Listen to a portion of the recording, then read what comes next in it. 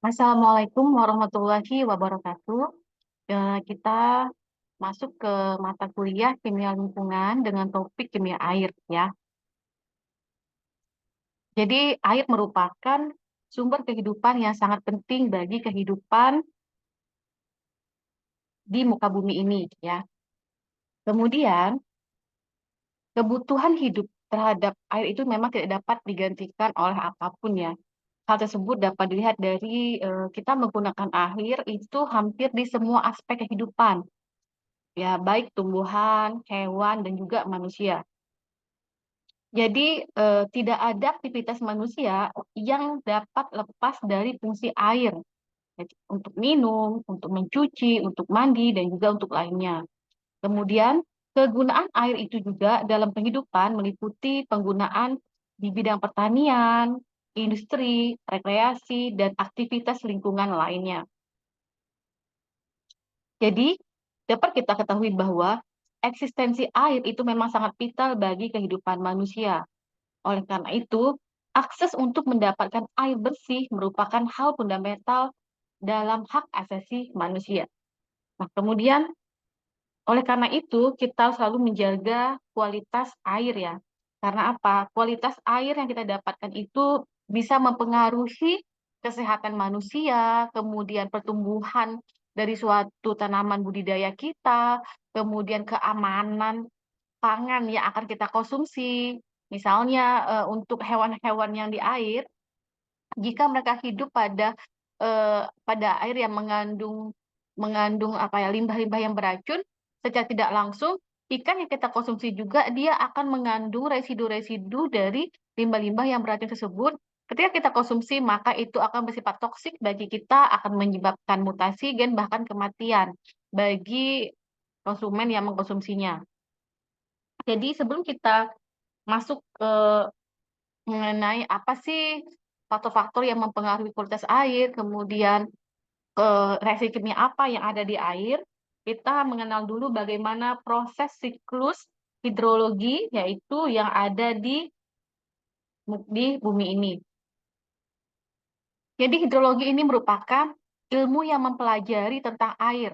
Kemudian ada ilmu limnologi, yaitu ilmu yang mempelajari tentang sifat-sifat air tawar. Selanjutnya ada oceanografi, merupakan ilmu yang mempelajari sifat perairan lautan. Nah, jadi antara air laut dengan air air tawar yaitu memang ada khusus keilmuan yang mempelajarinya. Jadi kita sudah mengenal ya mengenai siklus hidrologi itu sejak kita SMP bahwa air yang ada di permukaan bumi yaitu khususnya air permukaan dia akan mengalami yang namanya evaporasi. Selanjutnya akan mengalami kondensasi, mengalami adveksi, selanjutnya mengalami presipitasi. eh, dari presipitasi ini akan mengalami adveksi kembali, ya, akan mengalami adveksi kembali yang lebih lanjut. Nah, selanjutnya akan mengalami presipitasi dalam bentuk eh, dikeluarkannya itu dalam bentuk salju. Nah, jadi di sini bisa kita lihat ya, ketinggian kayak gitu ya, ketinggian atau semakin jauh dari sinar matahari akan mengalami adveksi lebih lanjut hingga dia membentuk suatu salju ya. Bagi daerah yang dekat dengan sinar matahari, kayak gitu, dia mengalami adveksinya itu cukup satu kali, kemudian air ini, eh, yang air dari kondensasi ini, uap air yang dari kondensasi ini akan turun dalam bentuk air hujan. Nah, sifat air yaitu kita ketahui adalah air itu merupakan pelaut yang sangat baik ya. Jadi dia memiliki kegunaan untuk transportasi zat-zat makanan dalam tubuh kita dan juga bahan buangan yang dihasilkan dari proses biologi dalam tubuh kita. Tubuh kita begitupun tubuh hewan ya. Kemudian air itu memiliki konstanta dielektrik yang paling tinggi di antara cairan murni lainnya. Karena nilai konstanta dielektriknya yang paling tinggi, maka air ini memiliki kepolaran yang paling polar di antara pelaut yang lainnya. Karena dia memiliki konstansa dielektrik yang tinggi, oleh karena itu dia memiliki kelarutan yang tinggi juga untuk bagi senyawa-senyawa yang polar dan mudah untuk melakukan ionisasi atau solvasi senyawa-senyawa ion, yaitu sehingga dia memiliki kelarutan yang tinggi. Kemudian tegangan permukaannya itu lebih tinggi daripada cairan yang lainnya. Tegangan permukaan itu jadi ketika apa namanya, misalnya nih kita lagi masak nih, lagi masak, kemudian menggunakan apa ya, panci yang biasanya panci dari kaca kayak gitu kan, panci dari kaca. Jadi seringkali misalnya ada permukaan yang kaca itu, di permukaan yang kaca itu ada airnya, kemudian kita tempelkan lagi juga dengan kaca yang lain, antara kaca yang satu dengan kaca yang lain itu sulit kita lepaskan. Karena apa? Karena adanya tegangan permukaan air yang mengakibatkan kaca tersebut semakin kuat berikatannya. Nah, kayak gitu. Itu yang efek dari tegangan permukaan yang bisa kalian bayangkan ya dalam kehidupan sehari-hari. Nah, kemudian tegangan permukaan yang tinggi ini ya berguna juga karena apa? Kegunaannya adalah sebagai faktor pengendali dalam fisiologi. Dia bisa membentuk fenomena tetes, yaitu jadi ketika air itu kita teteskan dia memiliki bentuk tetesnya ya, agak apa ya, gelembung kayak gitu ya, ada tetesnya kayak gitu, dan dia memiliki ada permukaannya. Jadi ada adesinya kayak gitu ya. Kemudian transparan juga terhadap cahaya tampak dan sinar yang mempunyai panjang gelombang yang lebih besar dari ultraviolet. Nah, karena air ini dia itu transparan, tidak berwarna, sehingga cahaya yang dibutuhkan untuk fotosintesis mencapai kedalaman tertentu karena dia transparan. Selanjutnya, bobot jenis itu tertinggi dalam bentuk cairan atau fasa cair pada 4 derajat Celcius. Jadi air itu, contohnya air beku atau es mengapung, sirkulasi vertikalnya itu akan menghambat stratifikasi badan air. Nah, karena itu bobot jenisnya itu jadi lebih itu ya, lebih tinggi ya. Tertinggi itu pada 4 derajat Celcius ya. Kemudian pada penguapan yang lebih tinggi, maaf, paras penguapan pada air ini dia lebih tinggi dari material lainnya. Jadi air itu pada suhu 100 derajat Celcius itu dia sudah mulai menguap kayak gitu. Sebelum mencapai suhu itu pun dia sudah ada yang menguap walaupun tidak banyak kayak gitu. Jadi eh, oleh karena itu, karena kemampuannya penguapannya itu yang lebih tinggi, sehingga dia itu dapat menentukan transfer panas dan juga molekul air antara atmosfer dan badan air. Jadi dia adanya transfer panas, semakin banyak uap air yang ada di suatu lingkungan, maka kelembabannya itu semakin tinggi. Kan. Kemudian kapasitas kalor lebih tinggi dibandingkan dengan cairan lain kecuali amonia. Nah, kemudian jadi fungsinya ini untuk apa? Untuk stabilisasi dan temperatur organisme dan wilayah geografis. Selanjutnya terakhir adalah panas laten dan peleburan lebih tinggi daripada cairan lainnya kecuali amonia. Nah, dengan adanya sifat tersebut, kegunaannya yaitu temperatur yang stabil pada titik beku. Nah, ini adalah contoh dari ikatan hidrogen yang terbentuk pada molekul air. Kita ketahui adalah molekul air itu, eh, jadi dia membentuk bentuk molekulnya itu ikatannya seperti V ya dengan sudutnya 104,45 derajat. Nah, ini adalah ikatan hidrogen. Jadi ketika dia dalam bentuk es, maka dia akan membentuk siklik 6 ya. Akan membentuk siklik 6. Kemudian ketika air itu dalam bentuk cairan, maka dia akan memposisikan dirinya itu serapat mungkin antara molekul air yang satu dengan molekul yang air yang lainnya membentuk ikatan hidrogen. Jadi ketika membentuk es, dia akan membentuk siklik 6, yaitu sama-sama membentuk ikatan hidrogen. Nah, kemudian nanti kita akan mengenal nih ya, ada air permukaan ya. Air permukaan itu dibagi lagi yang beberapa jenis ya. Jadi air permukaan itu ada yang kita ketahui adalah ada sungai, ada danau, ada waduk atau kolam. Kemudian danau juga ada kita klasifikasikan menjadi ada oligotropik. Nah, ini danau yang relatif muda, biasanya itu dalam, jernih dan sedikit zat hara. Artinya apa? Danau-danau yang oligotropik ini dia masih sedikit zat pencemarnya, maka dia jernih ya. Kemudian danau eutropik, nah ini lebih banyak mengandung hara, agak keruh dan menunjang kehidupan akuatik ya. Kemudian ada distropik merupakan danau tua, dangkal dan airnya itu berwarna dan juga pH-nya rendah. Jadi untuk danau dalam Klasifikasi distropik itu artinya danau itu yang sudah sering sekali berhubungan atau berinteraksi dengan kontak manusia itu, dengan interaksi, eee, menunjang kehidupan manusia, sehingga lama-kelamaan danau tersebut, akan mengandung banyak sekali limbah-limbah pencemarannya, kemudian aktivitas manusia misalnya mencuci mencuci, kemudian, dan lainnya itu akan menyebabkan terjadinya sedimentasi pada danau tersebut. Ya, karena dari aktivitas kita mencuci itu penggunaan sabun, kemudian membuang, sisa-sisa makanan di dalam air itu akan menyebabkan sedimentasi kayak gitu kan, sedimentasi atau, endapan-endapan. Nah, sehingga danau itu menjadi berlumpur, kemudian menjadi keruh juga karena tingginya kandungan unsur, apa ya, kimia-kimia organik-organik di sana, yang menyebabkan pH-nya juga menjadi rendah. Kemudian, badan air itu ya, dibagi lagi menjadi 3, yaitu ada sifat uniknya. Jadi ada 3 daerah ya, daerah kayak gitu, daerah dari air itu.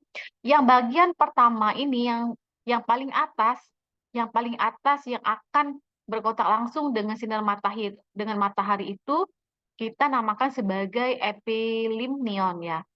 Nah, ini epilimion itu merupakan permukaan yang paling atas yang berkontak langsung dengan sinar matahari, di mana massa jenisnya itu kecil, kemudian disop oksigennya itu tinggi, oksigen yang terlautnya itu tinggi, kemudian terdapat zat kimia untuk dioksidasi, ada zat kimia yang teroksidasi.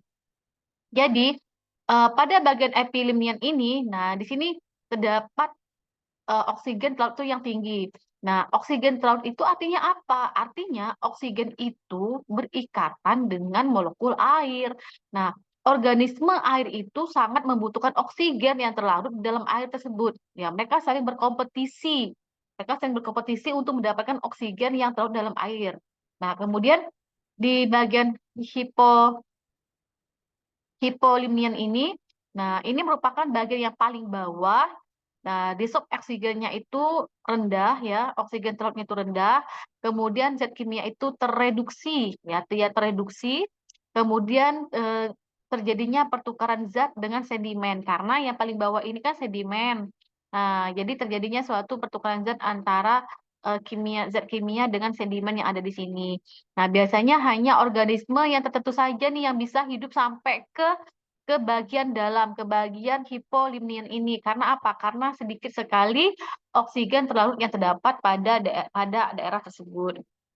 Kemudian untuk daerah yang pertengahan ini dinamakan sebagai termoklin. Termoklin ini atau metalimnion adalah lapisan lapisan tipis badan air di mana terjadinya perubahan suhu yang sangat cepat dan juga signifikan.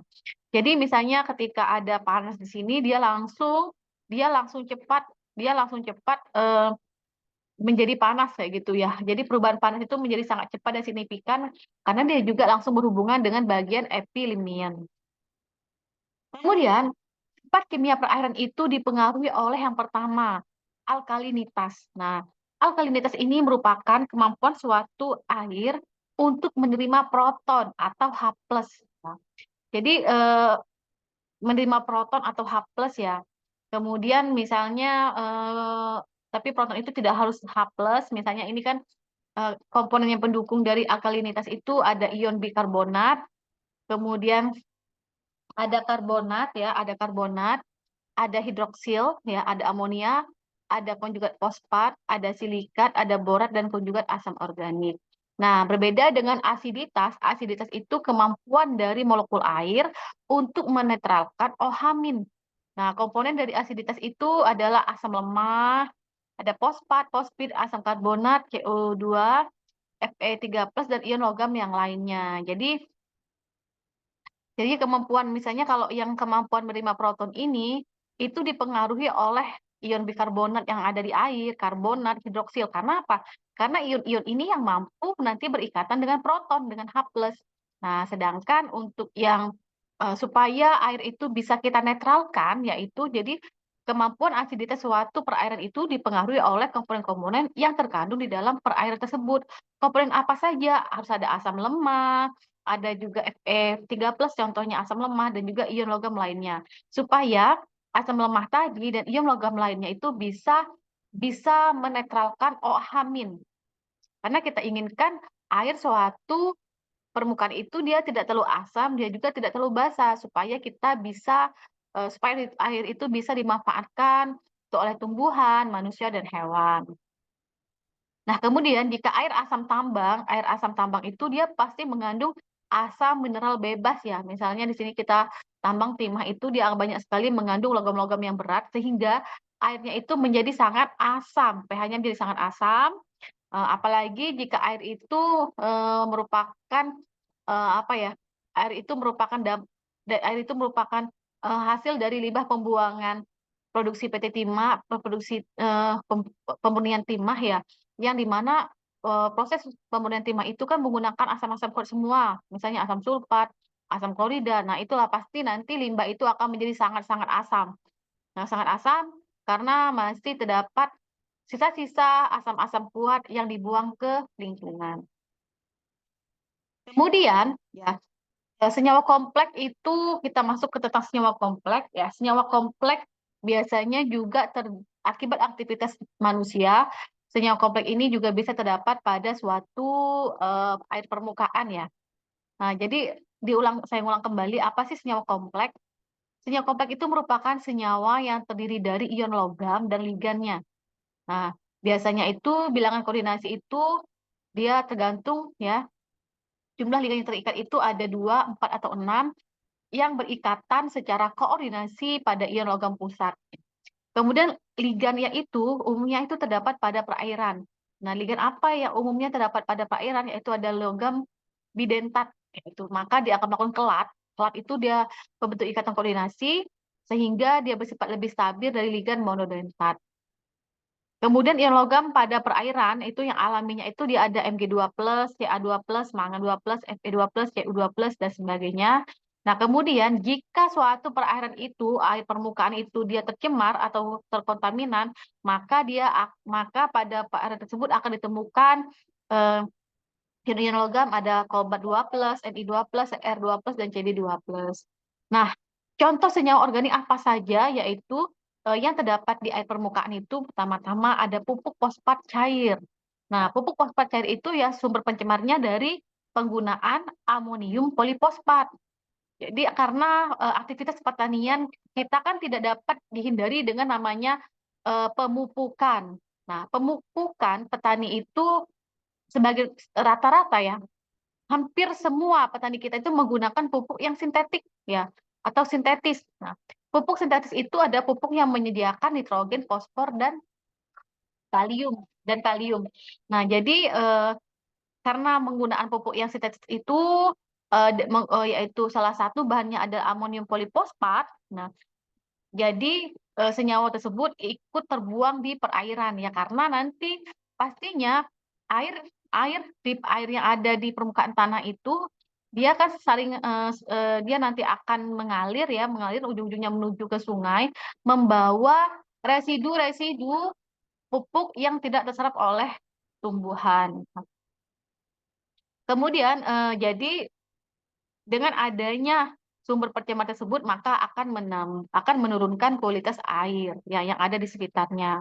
Kemudian penggunaan ligan EDTA dalam pengolahan makanan juga itu juga dia juga bisa menghilangkan rasa rasa logamnya ya. Jadi salah satu cara yaitu yang bisa kita gunakan yaitu supaya untuk menjaga kualitas air yaitu yang pertama misalnya untuk fosfat tadi kita kan menggunakan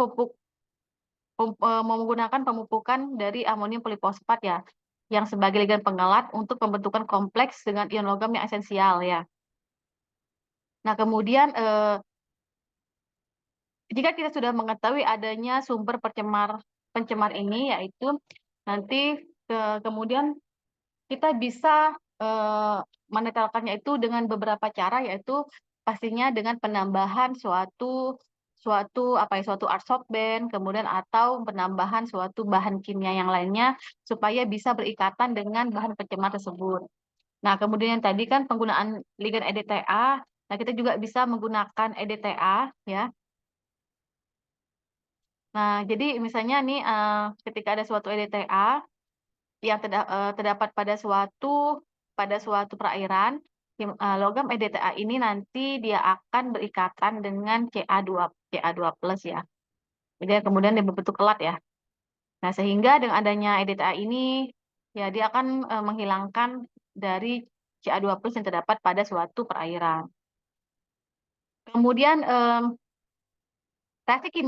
reaksi kimia pada perairan umumnya itu melibatkan senyawa organik dan reaksi redoks melalui perantara bakteri. Ya, nanti kita kenal namanya BOD. Kemudian reaksi ini dikatalisis oleh mikroorganisme, ada bakteri, ada cendawan dan ganggang.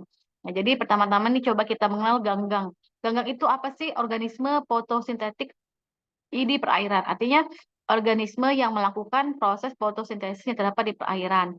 Nah, sebagai produsen, ganggang ini mengambil karbon dioksida dan energi matahari dan menyimpannya dalam bentuk biomasa. Kemudian pada keadaan ketiadaan cahaya, ganggang ini melakukan metabolisme menggunakan energi kimianya, yaitu ATP ya NADPH, dari degradasi pati atau lemak atau konsumsi protoplasma. Kemudian cendawan ini merupakan organisme yang tidak melakukan fotosintesis ya. Dia berada di daratan, kemudian dia sifatnya aerobik. Nah, sehingga dia membutuhkan oksigen untuk kehidupannya. Kemudian dia tumbuh dalam media yang lebih asam dan lebih toleran terhadap logam berat daripada bakteri. Sedangkan bakteri itu kita klasifikasi lagi, ada bakteri autotrofik, yaitu bakteri ini tidak memerlukan zat organik. Nah, apa sih zat organik itu? Ya, zat organik itu sesuatu senyawa yang mengandung unsur karbon, kecuali oksida karbon, karbida karbon, kayak gitu ya. Kemudian sumber karbon itu dari karbon dioksida atau suatu karbonat. Misalnya nih, eh, karbon dioksida itu pada tumbuhan akan dioksidasi menjadi suatu akan eh, maaf karbon dioksida pada suatu tumbuhan melalui proses fotosintesis dia akan direduksi menjadi glukosa ya. Nah, ini adalah contohnya yaitu Gallionella, yaitu dia adanya suatu reaksi ya FeS, yaitu dengan adanya keberadaan oksigen ditambah dengan H2O ya. Nah, menghasilkan suatu besi dan sulfat dan proton dan H+. Nah, jadi bakteri autotrofik itu bakteri ini tidak memerlukan zat organik ya, atau zat organik yaitu yang merupakan sumber dari karbon dioksida atau suatu karbonat. Kemudian ada juga bakteri heterotropik. Nah, bakteri heterotropik ini dia menggunakan senyawa organik untuk menghasilkan energi dan pembentukan biomasanya. Jadi fungsinya bakteri ini adalah untuk menghancurkan bahan organik pencemar di perairan. Nah, ada beberapa jenis untuk bakteri heterotropik yaitu ada bakteri aerob, ada bakteri anaerob. Nah, untuk bakteri aerob itu dia memerlukan oksigen sebagai aseptor elektronnya, ya. Jadi bakteri aerob itu dia membutuhkan oksigen sebagai aseptor elektronnya. Kemudian kalau bakteri anaerob itu dia tidak memerlukan oksigen untuk perombakannya. Nah, unsur-unsur apa saja yang terdapat di perairan dan mempengaruhi kualitas perairan? Yang pertama ada nitrogen. Nah, nitrogen itu nitrogen organik nitrat, ada amonium, ada nitrit, kemudian umumnya itu terikat pada nitrogen organik ya. Nah, nitrogen ini merupakan penyebab utama terjadinya suatu eutrofikasi. Nah, dalam perairan yang aerob yang membutuhkan oksigen, oksigen itu sebagai penerima elektron. Selanjutnya oksigen ini ya suatu amonium ya ada oksigen dia akan mengubah suatu nitrit ya mengubahkan suatu nitrat. Kemudian dalam perairan yang anaerob ya nitrat itu sebagai penerima elektron. Nah, nitrat yaitu dia akan menerima elektron ini merupakan melalui proses suatu nitrifikasi. Kemudian setelah mengalami proses ini dimanfaatkan dalam pengolahan air limbah dalam kondisi anaerob melalui oksidasi metanol. Nah, ini merupakan terjadinya suatu proses reaksi denitrifikasi. Jadi pembuangan unsur nitrit, unsur nitrogen dari suatu senyawa. Keberadaan nitrat yang tinggi pada suatu perairan akan menyebabkan penyakit baby blue ya, baik pada bayi maupun pada mamalia lainnya. Jadi pengaruh tingginya keberadaan senyawa nitrogen pada perairan akan mengakibatkan terjadinya suatu eutrofikasi. Nah, eutrofikasi itu adalah proses di mana tubuh air ya memperoleh konsentrasi nitrogen yang tinggi atau memiliki nutrisi yang tinggi terutama fosfat dan nitrat. Nah, ini biasanya itu dapat meningkatkan tumbuhan air seperti ganggang itu menjadi berlebihan. Jadi ketika ganggang itu mati dan membusuk, tingginya tingkat bahan organik dan organisme yang membusuk menguras air oksigen atau oksigen dalam air yang tersedia dan menyebabkan kematian organisme lainnya seperti ikan. Nah, jadi eutrofikasi itu adalah proses alam yang lambat laun untuk badan air, tetapi aktivitas manusia sangat mempercepat proses ini. Jadi, senyawa nitrat dan senyawa fosfat ini ya, fosfor ini merupakan senyawa yang dibutuhkan oleh tumbuhan untuk pertumbuhannya. Tingginya keberadaan senyawa nitrat dan senyawa fosfor ini maka akan menyebabkan ganggang ini menjadi tumbuhnya sangat sangat sangat sangat cepat, sangat meningkat kayak gitu, sangat sangat banyak. Jadi ketika ganggang ini tumbuhnya menjadi sangat banyak ya, atau pertumbuhannya itu tinggi, dia akan menutupi seluruh permukaan air ini. Berarti apa? Di sini terjadinya kompetisi yang kuat ya eh, terhadap oksigen yang terlarut dalam air dengan organisme-organisme yang ada pada perairan ini ya. Nah, sehingga apa? Karena organisme lain itu kalah kompetisinya terhadap ganggang, maka organisme ini lambat laun juga akan mati. Nah, pertumbuhan ganggang juga yang sangat tinggi, dia juga akan berkompetisi dengan sesamanya untuk mendapatkan oksigen terlarut.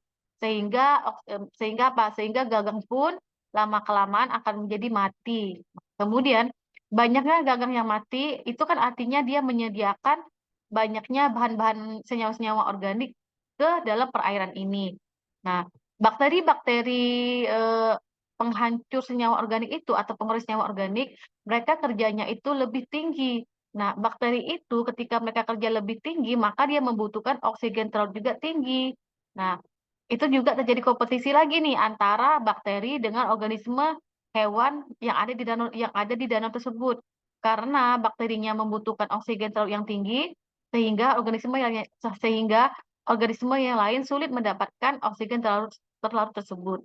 Sehingga lambat laun danau ini akan menjadi danau mati karena adanya kompetisi oksigen terlarut yang ada pada danau tersebut. Kemudian fosfor.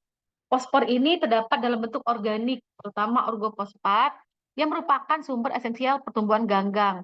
Nah, kenaikan konsentrasi fosfat ini menunjukkan air tercemar yang tinggi dan juga nanti bisa menyebabkan eutrofikasi. Silikon juga merupakan unsur terbanyak kedua di kerak bumi, sekitar 27,7%, sehingga dia tuh tersebar luas di perairan. Konsentrasi normal di perairan untuk silikon ini sekitar 1-30 mg per liter ya, dalam bentuk silikat. Nah, sumber cemaran utama silikon ini yaitu dari penggunaan deterjen. Ada belerang juga, belerang ini umumnya terdapat dalam bentuk sulfat ya. Dia itu sumber di perairan pencucian mineral gips. Kemudian ada klorida dan fluorida, ion halida yang terdapat pada keadaan normal, mudah larut dan tidak bersifat toksik. Kemudian jumlah ion halida itu berlebih pada perairan menyebabkan salinitas. Kemudian kadar fluorida umumnya itu yang normal itu sekitar 1 mg per liter. Kemudian kalsium dan magnesium. Sumber dalam perairan itu dia berasal dari mineral utama gips dan dolomit. Nah, kelebihan kalsium dan magnesium ini akan menyebabkan eh, kesadahan air ya. Kelebihan konsentrasi ini akan menyebabkan kesadahan air. Kemudian ada logam alkali.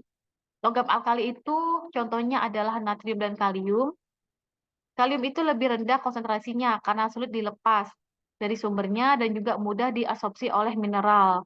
Sumber kalium itu contohnya adalah mineral feldspar ya. Kemudian ada aluminium juga. Aluminium ini merupakan unsur terbanyak ketiga pada kerak bumi. Kadar umum dalam airnya itu sekitar 1 mg per liter. Pada pH 4, aluminium itu terlarut dalam bentuk AlH2O6. Ada besi yang menyebabkan air berasa ya. Jadi ketika besi itu banyak terkandung pada suatu perairan, maka kita bisa merasakan, bisa bisa juga membaui keberadaan besi tersebut ya. Kemudian karena apa? Besi itu nanti bisa kita terlihat ya, warnanya itu agak keruh, agak kuning-kuningan ya, itu karena adanya proses oksidasi besinya ya. Kemudian besinya mengalir, dia tereduksi ya dari Fe2+ ke Fe-nya Fe0 ya.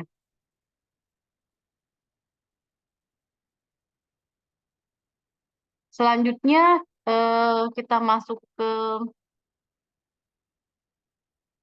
mangan. Mangan ini merupakan kadar maksimum dalam air konsumsi, eh, dia itu berkisar sekitar 0,05 mg per liter. Kemudian pada kondisi aerob dalam bentuk MnO2, pada dasar perairan dalam bentuk mangan Mn2+ ya. Nah, ini adalah air asam tambang. Jadi pada perairan yang memiliki pH yang sangat rendah, dia mengandung ion ferro ya. Ion ferro dan juga ion feri. Mengandung asam sulfat yang dihasilkan dari oksidasi biji besi. Kemudian jadi kerusakan perairan yang akibat air asam tambang itu yaitu terbentuknya lapisan tipis semi gelatin. Ya, bisa kita lihat adanya lapisan tipis semi gelatin kayak gitu yang agak berminyak-minyak pada suatu perairan, itu adalah menandakan adanya keberadaan FeOH3. Kemudian air asam tambang juga mengandung mangan sekitar 1 mg per liter. Ya. Untuk mengetahui kualitas air dapat kita gunakan beberapa parameter. Ada DO, ada BOD, ada CO. Parameter-parameter ini digunakan untuk mengecek kualitas suatu air. DO itu adalah dissolved oksigen, jumlah oksigen yang terlarut dalam perairan. Dibutuhkan bagi kehidupan akuatik. Jumlah oksigen terlarut tergantung dari suhu, tekanan parsial dalam atmosfer, dan kandungan garam dalam air. Ya. Kemudian ada BOD. BOD itu adalah biological atau biochemical oxygen demand. Jadi oksigen yang diperlukan oleh mikroorganisme untuk menguraikan bahan organik. Seperti yang sudah saya jelaskan sebelumnya, yaitu jika suatu air permukaan banyak mengandung senyawa organik, maka itu akan memaksa bakteri pengurai menggunakan oksigen terlarut untuk menguraikan senyawa organik tersebut. Maka semakin banyak oksigen terlarut yang digunakan oleh bakteri itu, nah itu menandakan bahwa banyaknya pencemar senyawa organik yang terdapat pada suatu perairan. COD itu adalah chemical oxygen demand, merupakan jumlah oksigen yang diperlukan atau oksidasi kimiawi menggunakan kalium bikarbonat yang dipanaskan dengan asam sulfat.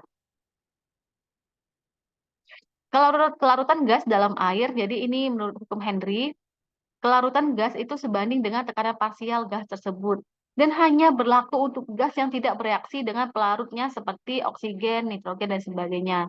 Tidak berlaku untuk karbon dioksida dan klorida yang bereaksi dengan air. Nah, di mana kesetimbangan gas di atmosfer itu dan dalam air itu digambarkan seperti ini ya, gas pada setimbang dengan suatu eh, gas dalam air itu setimbang dengan ketika dia berada dalam satu larutan ya, seimbang gas di atmosfer, yaitu dia setimbang ya, baik di atmosfer dalam bentuk gasnya, dalam bentuk maupun dalam bentuk larutannya. Kemudian kelarutannya itu dinyatakan dengan rumus seperti ini. Nanti ada perhitungannya ya. di akhir. Kemudian, karbon dioksida dan karbonat dalam perairan. Nah, ini memiliki sifat keasaman dan dapat mengendapkan berbagai garam karbonat. Ini adalah contohnya komposisi karbon dioksida di atmosfer itu, dia itu berkisar sekitar 0,0314%. Kemudian kadar maksimumnya itu di perairan itu kurang dari 25 mg per liter. Karbon dioksida di perairan ini dapat dihasilkan dari penguraian biomasa oleh bakteri, metabolisme gelap ganggang, yaitu reaksi gelap, kemudian pernapasan organisme tanah yang terlarut oleh air, dan juga pelarutan batuan kapur. Nah, reaksi disosiasi karbon dioksida dalam air itu seperti ini ya, karbon dioksida H2O masih H plus asam karbonat, kemudian karbonat juga nanti dia akan terurai menjadi H plus dan CO3. Dan bisa kita lihat kedua reaksi ini ada reaksi setimbang atau reaksinya bolak-balik ya. Kemudian total karbon dioksida yang terlarut dalam air adalah karbon dioksida molekul dan asam karbonat yang tak terdisosiasi. Jadi totalnya itu gabungan antara karbon dioksida dan juga asam karbonatnya yang tidak terdisosiasi. Jadi bisa dihitung eh, mengenai berapa total karbon dioksida yang terdapat dalam suatu air. Nah, ini ada contohnya. Eh, Konstanta Henry-nya tinggal dimasukkan, kemudian dihitung berapa tekanannya untuk menghitung berapa konsentrasi total karbon dioksida yang terlarut. Nah, untuk menghitung total karbon dioksida yang terlarut ini yaitu karbon dioksida itu sendiri dan juga asam karbonatnya. Baiklah, cukup eh, mengenai kimia air. Selanjutnya saya masuk ke BOD.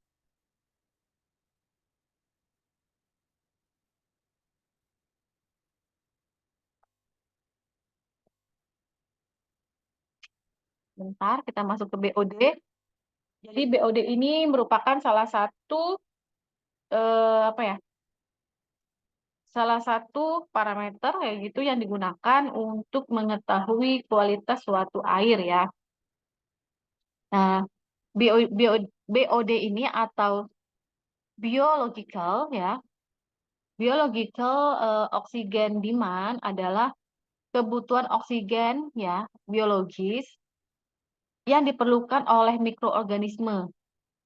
Ya, dalam hal ini adalah suatu bakteri pengurai untuk memecah bahan organik secara aerobik. Di mana ya proses dekomposisi bahan organik ini itu dapat kita artikan bahwa mikroorganisme ini memperoleh energi dari proses oksidasi dan memakan bahan organik yang terdapat di perairan. Jadi nilai BOD ini sangat bermanfaat untuk mendapatkan informasi yang berkaitan tentang jumlah beban pencemaran yang terdapat di perairan akibat adanya aktivitas manusia, yaitu adanya air buangan dari rumah penduduk, dari industri, atau dengan adanya informasi terkait BOD ini, kita dapat merancang sistem pengolahan air secara biologis di perairan yang tercemar, sehingga kita bisa mendapatkan kualitas air yang lebih baik lagi. Jadi kan sudah paham nih bahwa pencemaran air itu merupakan terganggunya pemanfaatan perairan ya, akibat adanya penambahan unsur atau organisme ke dalam perairan. Kemudian pencemaran air ini pastinya sangat berdampak bagi kehidupan manusia dan lingkungan lainnya. Kenapa? Dia akan menurunkannya kegiatan ekonomi dan sosial. Kemudian dia juga bisa menurunkan produktivitas eh, tanaman budidaya. Dia juga akan menurunkan menurunkan apa nih? Kok menurunkan atau dia berdampak pada organisme-organisme laut, organisme-organisme yang yang tidak hidup di laut juga, misalnya hewan, hewan kan membutuhkan air untuk minum. Jika air itu tercemar, maka hewan itu juga lama-kelamaan akan makan mati ya.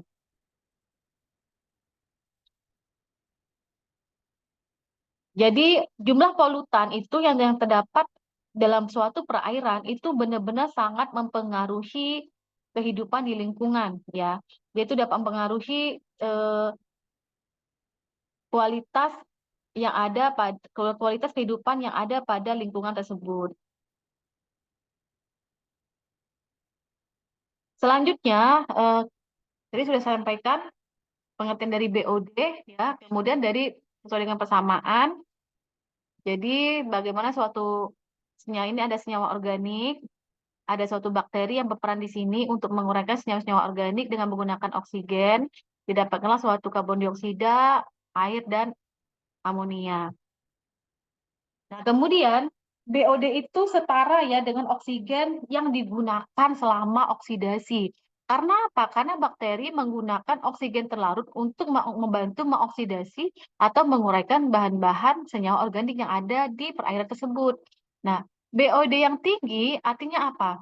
Oksigen terlarut yang dikonsumsi oleh bakteri untuk menguraikan zat-zat organik itu sangat tinggi, sehingga makhluk air yang lainnya atau organisme air yang lainnya itu tidak dapat lagi mendapatkan oksigen terlarut, sehingga dia tidak dapat bertahan hidup, dan lama-kelamaan kondisi perairan itu menjadi anaerobik, maka akan menyebabkan kematian organisme perairan. Ini adalah bagaimana suatu air, molekul air dapat molekul air dapat berikatan dengan molekul oksigen melalui ikatan hidrogen, ya. Oke. Harusnya ini ya. Ya, ikatan hidrogen ini ya. Hidrogen berikatan dengan suatu air. Ini suatu oksigen. Dia bisa membentuk ikatan apa nih? Ikatan eh, hidrogen ya. Kalau misalnya di sini nih dia lebih ke ikatan apa nih? Dia interaksi antara dipol-dipol aja ya. Nah, kemudian pengujian BOD itu merupakan suatu prosedur yang melibatkan pengukuran oksigen yang dikonsumsi oleh bakteri yang digunakan untuk menguraikan zat-zat organik yang tercemar di suatu perairan. Jadi, dalam melakukan pengujian BOD ini, kondisi tes itu harus sangat mendekati kondisi alam. Ya, saya rasa kan sudah menghitung ya BOD, COD, kemudian pH, yaitu di semester kemarin ya merupakan case metodenya Pak Adi. Artinya kalian sudah paham banget bagaimana cara mengukur COD, BOD, dan pH-nya ya. Apa sih fungsinya tadi sudah saya sampaikan, dengan melakukan tes BOD kita mengetahui beban pencemaran yang terdapat pada suatu perairan, bagaimana cara kontrol pencemaran terhadap aliran sungai itu, kira-kira sistem manajemen pencemaran apa yang bisa kita lakukan supaya bisa mendapatkan kualitas air yang lebih baik lagi, dan juga sangat penting dalam desain evaluasi kapasitas permunian yang diterima oleh badan air. Jadi dengan apalagi misalnya perusahaan-perusahaan besar, ketika mereka akan membuang limbahnya ke sungai ya, mereka wajib selalu mengukur BOD, COD, dan sebagainya, tambak-tambak udang atau apapun, karena untuk menentukan sistem pengolahan air apa yang bisa mereka lakukan supaya air limbah yang mereka buang ke lingkungan itu tidak berbahaya bagi lingkungan. Nah, kondisi tes BOD ini yaitu pertama-tama reaksi oksidasi yang terlibat dalam tes BOD adalah hasil aktivitas biologi antara bakteri dengan bakteri yang menguraikan senyawa organik. Nah, kemudian kecepatan reaksinya itu ditentukan oleh jumlah bakteri dan temperatur. Temperatur itu harus dijaga secara konstan pada 20 derajat Celcius selama tes, yaitu sesuai dengan kondisi alam. Jika jumlah bakteri itu tidak memadai, maka ditambahkan bakteri itu dari tanah. Tapi memang ketika kalian mengukur BOD, wajib menambah bakteri dari tanah ya, untuk menambah keragaman bakterinya. Pertama-tama yang harus kalian lakukan yaitu dalam melakukan pengukuran BOD, pengawetan sampel, kemudian pembenihan atau seeding bakteri, inkubasi, baru penentuan oksigen terlarut atau DO. Penguatan sampel itu dengan cara sampel air disimpan pada suhu 4 derajat Celcius, kemudian pengukuran DO juga di stop oksigen terlarut itu harus dilakukan kurang dari 24 jam. Kemudian seeding itu adalah penambahan bakteri tanah ke dalam sampel. Kemudian kita lanjutkan dengan proses inkubasi. Di sini akan terjadi biodegradasi zat organik, dilakukan pada suhu 20 derajat Celcius selama 5 hari. Nah, pada temperatur 20 derajat Celcius ini sesuai dengan kondisi alam. Kalau Eropa kan berbeda lagi. Nah, kalau Asia itu sekitar 30 derajat Celcius, hasilnya itu baik, tetapi belum diakui ya. Jadi masih menggunakan standar suhu 20 derajat Celcius. Waktu yaitu interval waktu untuk penentuan BOD 2 hari, itu degradasinya itu 50%, 5 hari 75%, 20 hari degradasinya itu 100%. Nah, jika di atas 5 hari, proses nitrifikasi amonia menjadi nitrit oleh bakteri nitrifikator. Nah, selanjutnya nitrit itu akan diubah untuk menjadi bentuk nitratnya. Kemudian ini ada reaksi nitrifikasinya, di mana amonia oleh bakteri menggunakan melalui oksigen akan dirubah menjadi suatu nitrit, kemudian nitrit itu dirubah menjadi suatu nitrat. Nah, proses nitrifikasi ini terjadi karena adanya bakteri yang kita tambahkan dari tanah tadi. Nah, itu terdiri dari ada bakteri heterotropik dan mikroorganisme lainnya, yaitu yang mengkonsumsi zat organik dalam sampel dan menggunakan oksigen terlarut itu dalam jumlah yang cukup besar. Nah, kemudian ada bakteri autotrofik juga, khususnya untuk bakteri penitrifikasi. Bakteri ini dia mampu mengoksidasi materi non-karbon sebagai energi, kemudian juga terdapat dalam air limbah yang tidak diolah dalam jumlah yang relatif kecil, kemudian perkembangbiakannya itu pada suhu 20 derajat Celcius tidak menghasilkan populasi yang cukup besar untuk mengkonsumsi oksigen sampai 8 hingga 10 hari. Nah, kemudian jika bakteri tersebut telah stabil, maka mengoksidasi nitrogen dalam bentuk amonia menjadi nitrit dan nitrat menyebabkan kesalahan pengukuran BOD yang serius jika bakteri itu dalam kondisi yang stabil. Nah, ini adalah reaksi yang tadi sama.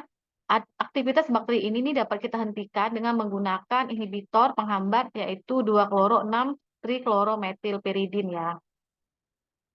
Hal-hal yang perlu diperhatikan dalam BOD pertama-tama, sampel itu harus dilindungi dari udara supaya tidak terjadinya reaerasi yang menyebabkan penurunan tingkat kelarutan oksigen. Oksigennya tidak menguap. Kemudian karena kelarutan oksigen dalam air itu maksimal 9 mg per liter pada suhu 20 derajat Celcius, maka air limbah yang kuat atau pekat harus kita encerkan terlebih dahulu sedemikian rupa sampai tingkat kebutuhan untuk menjaga agar oksigen terlarut itu tetap selama tes.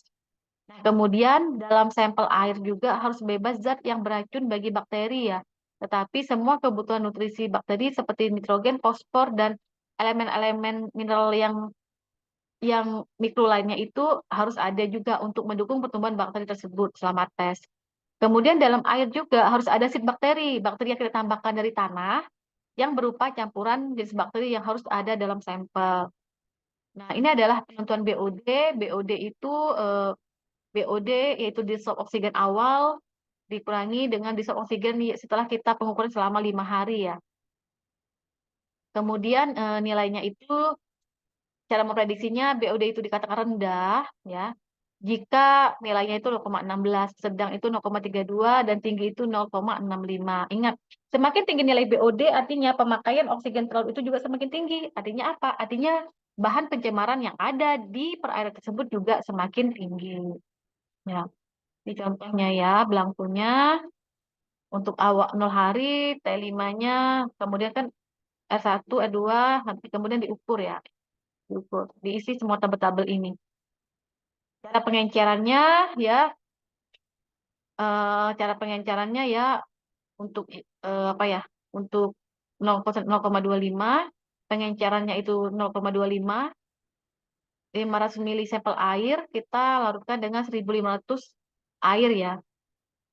Air Aquades biasanya Aquades dimasukkan dalam botol, kemudian botol ini ya, botol ini kita bagi juga ada pengurangan S1-nya, kemudian ada S2-nya dan juga eh, dan selanjutnya. Jadi ini yang botol ya, kemudian botol yang 1 liter ini juga nanti kita encerkan kembali dengan 1 liter H2O. Ya, jadi nanti dapat 1 liter lagi, kemudian yang sebelah sini kita masukkan sebagai sampel-sampel untuk pengukurannya. Ya. Kemudian pengukuran DO itu juga bisa menggunakan volumetri dengan cara Winkler yang lebih analitis ya. Kemudian ada juga elektrometri dengan DO meter yang lebih cepat dan kurang, tetapi dia kurang akurat ya. Tinggal dicek saja, dimasukin saja ada alatnya, tetapi dia kurang akurat. Nah, untuk metode volumetri Winkler, yaitu kita menggunakan iodometri Sampel air ini kita tambahkan dengan suatu KOH atau NaOH, tambahkan juga mangan sulfat atau mangan klorida. Selanjutnya air yang ada mangannya tadi kita tambahkan suatu Ki dan asam sulfat. Kemudian air itu sudah mengandung iodida. Kemudian baru bisa kita lakukan pengujian ya. Kita tambahkan dulu Na2S2O3 baru kita lakukan pengujian. Nah, di sini reaksi yang terjadi dari penambahan yang tadi bisa kalian lihat ya. Oke, selanjutnya saya ingin menambahkan bahwa hal-hal yang mempengaruhi kualitas suatu perairan adalah pertama adalah suhu ya, di mana suhu itu merupakan salah satu parameter yang sangat penting bagi kehidupan kualitas air.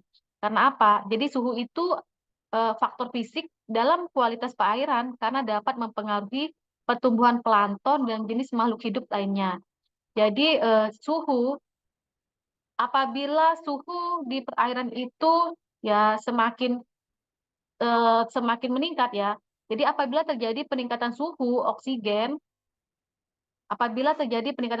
di suatu perairan, maka oksigen terlarut juga akan berkurang. Jika oksigen terlarut akan berkurang, maka menyebabkan eh, sulitnya organisme laut mendapatkan oksigen, maka akan mempengaruhi kehidupan pada perairan tersebut. Nah, jadi suhu perairan yang meningkat itu juga akan menyebabkan air itu lebih cepat keruh dan juga oksigen itu dan oksigen terlarutnya pun menjadi lebih rendah. Kemudian yang kedua adalah untuk yang di eh, air laut itu ada yang mempengaruhinya adalah salinitas. Nah, salinitas ini kan merupakan kandungan garam terlarut yang dihasilkan dari 1 kilogram air laut. Nah, salinitas ini merupakan parameter yang cukup penting ya untuk mengecek kualitas air laut. Dia juga sebagai faktor pembatas juga. Karena apa? Karena organisme akuatik di laut itu dia hanya dapat bertahan hidup dengan lingkungan perairan yang memiliki perubahan salinitas yang sangat kecil. Meskipun ada beberapa organisme yang dapat beradaptasi dengan tingginya perubahan salinitas di perairan, nah tetapi nilai salinitas di perairan itu akan berdampak besarnya tekanan osmotik air laut. Nah, semakin tinggi salinitas, maka akan besar pula tekanan osmotiknya. Nah, tekanan osmotik ini dia itu akan berpengaruh terhadap sistem ekskresi dari organisme di perairan, sehingga menyebabkan penggunaan energi yang berlebihan dan berdampak terhadap jumlah oksigen terlarut di perairan. Jadi, semakin tinggi nilai salinitas, maka akan semakin rendah pula kandungan oksigen terlarut di perairan. Jadi, salinitas tinggi, oksigen terlarutnya menjadi rendah, maka organisme di perairan pun akan menjadi mati ya karena sulitnya mendapat oksigen yang terlarut. Nah, kemudian untuk pH ini kan gambaran aktivitas atau jumlah ion hidrogen yang terdapat di perairan. Nah, derajat pH ini juga dapat kita ukur yang biasanya menggunakan pH meter ya. Kemudian diharapkan pH ya, pH di suatu perairan itu sebaiknya mendekati pH netralnya yaitu 7. Karena semakin semakin eh, asam satu perairan, maka organisme juga semakin tidak adaptif untuk hidup pada perairan tersebut. Begitu juga dengan kecerahan. Nah, kecerahan ini atau ya pada perairan yang bening ya, yang jernih, merupakan transparansi perairan atau kemampuan cahaya matahari untuk menembus perairan yang dapat diamati secara visual ya. Jadi kecerahan ini menggambarkan intensitas cahaya yang diteruskan pada kedalaman tertentu ya. Jadi proses fotosintesis itu sangat erat kaitannya dengan tingkat kecerahan di perairan. Semakin tinggi nilai kecerahan, maka proses fotosintesis itu akan berjalan maksimal sehingga menyebabkan rendahnya nilai BOD di perairan karena apa? Karena eh, tumbuhan itu dia melakukan fotosintesis, dia mampu melakukan fotosintesis karena bisa mendapatkan cahaya matahari secara maksimal ya, akibat dari kecerahan yang tinggi dari suatu perairan. Karena tingginya tingkat kecerahan suatu perairan, maka BOD nilai bisa mempengaruhi nilai BOD-nya itu semakin rendah. Kemudian kalau nilai DO itu semakin tinggi nilai DO, maka itu semakin baik ya, semakin banyak oksigen terlarut di dalam perairan itu semakin baik karena organisme bisa memanfaatkan oksigen itu untuk menunjang pertumbuhannya. Oke, baiklah, sekian materi saya yaitu untuk kimia air dan BOD. Eh, Nanti tugasnya saya akan berikan ketika sudah memasuki materi COD. Baiklah, saya tutup. Wassalamualaikum warahmatullahi wabarakatuh.